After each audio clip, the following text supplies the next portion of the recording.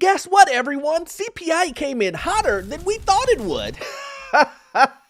I mean, come on. I mean, how many times do we have to talk about this? Everybody knows that inflation is going up. And there's really so many ways, I don't know, going to the grocery store, try to buy some things, that everyone knows that inflation is continuing to go up and up and up, and is continuing to hurt the economy and individuals' pockets. That's not a surprise. I think but we got the report in, and it confirmed everything that we already knew. Inflation is hot. My name is Orlando. Welcome to the channel, guys. And make sure you hit that like and subscribe button. It really does help out the channel. And check out in the description and the pinned comment, I have a newsletter when I talk about things that I don't talk about on this channel. You're gonna love it. It's free. You cannot beat that, guys. Free. Go ahead and hit that join link. But let's talk about this, guys. August core inflation, including food and energy, rose 0.3%, hotter than expected. What? Surprise! I was so surprised because I'm actually paying cheaper in gas, food, everything. I just would have never known. But yes, guys, inflation has went higher. Let's talk about the details because, as we know, details matter. It says the consumer price index rose 0.6% in August, its biggest monthly gain of 2023. The inflation gauge rose 3.7% from a year ago, guys. Now, we've been talking about this, and I have said this over and over and over again, guys. The Fed said it was going to be easy and all this other stuff, and everybody was like, yeah, he's going to get down to 2%. But, you know, I said, tried to get to that 2%. It's going to be tough, especially the 5 to 2% range. If I'm being honest, this is going to be super hard. Because remember, he wants to get down to 2%. A lot of people have said, are you sure you want to do 2%? Maybe 3, maybe 4. Tried to get him to change his mind. And, you know, he's not changing his mind. He's saying, they're going to get down to 2% no matter what, and it's going to be tough, guys. And this is something that is very important for you to understand, that it's going to be a slog fest. It's going to be, he's going to have to hammer it out with inflation. You're going to have to jump in the mud. It really is. It's going to take some time. And what do I think is going to happen with these rates? Is he going to continue to raise rates? I don't know. I mean, he's seeing inflation is going back up. It's creeping back up. The more and more he takes the foot off the pedal, inflation continues to rise, and rise. I'm not seeing a big difference in reality, in the current now, not waiting a month to see the results. I'm not seeing the result in gas prices. I'm not seeing the result in the grocery store. I'm not seeing the result in housing. I'm not seeing the result in any of those things. Things continue to go up and up and up. And with things like student loan debt coming back on,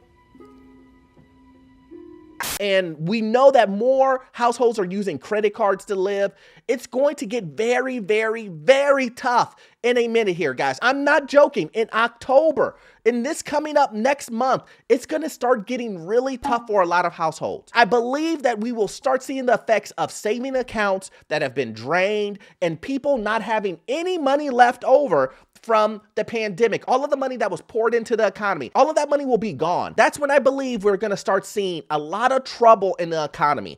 And inflation isn't going to help it, and it's continuing to go up. It says the core CPI increased 0.3% and 4.3% respectively against estimates of 0.2% and 4.3%. Fed officials focus more on the core as it provides a better indication of where inflation is heading over long term. I 100% agree to focus on core inflation, guys, because that's what matters. You know, I have seen it, and we can see it right now, guys. A couple of months ago, the U.S. government was throwing money and subsidizing gasoline, electric bills. They were doing everything they can to keep inflation at bay, guys. And they were doing, to pass that cost over to you guys, they were doing that subsidized. So those numbers came in of inflation and they were low. And I was thinking to myself, this doesn't make any sense. The U.S. government cannot subsidize forever. Eventually, it's going to shoot up. That's exactly what happened on this report. Now, all of a sudden, you know, all of the energy costs and all of the gasoline costs, all of that stuff is just shooting up, and it's shooting up by 11%, 10%. And you're thinking to yourself, what happened? What possibly happened in the last couple of months that would make energy costs shoot up? well, the government said, we're not going to pay anymore.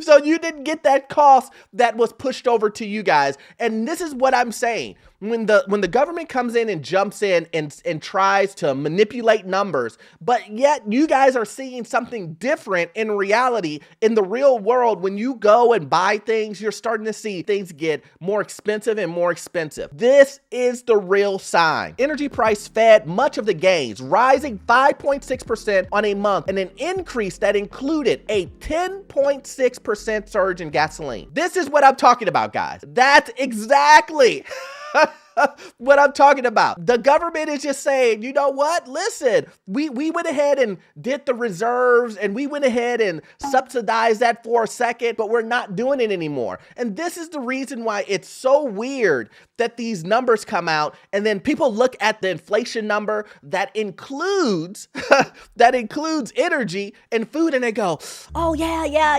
inflation came down. And then we look at this month. Let's look at this chart right here. We see the U.S. price index, and then we could see it, the blue line, squiggly, and then it goes down, and then it just shoots up. Right here, that shoot up 3.7. That's when the government said, okay, we're done. We're done pumping money into energy and subsidizing.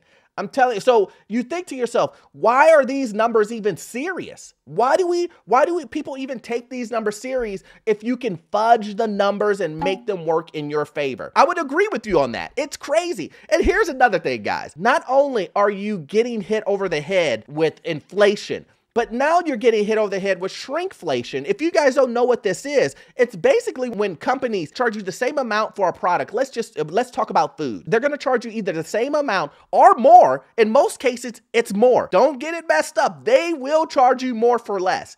And they charge you more for the same product, but they provide less of the food. Let's do a great example. Chips are a great example. Instead of filling up all of the chips to the top of the bag, or halfway, or 75% of the way, now companies are charging you $1 more for the same chips that you bought a year ago, and then they're only filling up the bag with 5 chips.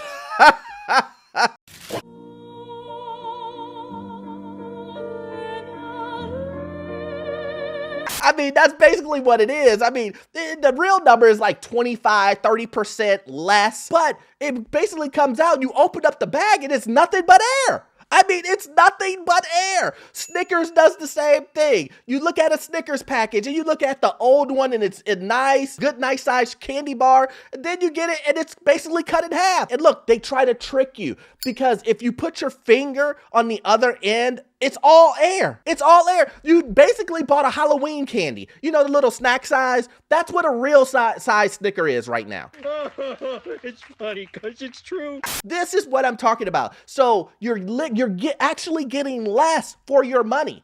You're paying more, but you're getting less to feed your family. So the same thing applies in pasta, meats, eggs, all of those things apply. And then last but not least, the jump in headline inflation hit workers' paychecks. Real average hourly earnings declined 0.5% for the month. Guys, we have been seeing paychecks and salaries and income. It's continuing to drop, or at the very best, stay stagnant. At the very best, it's staying still, not moving.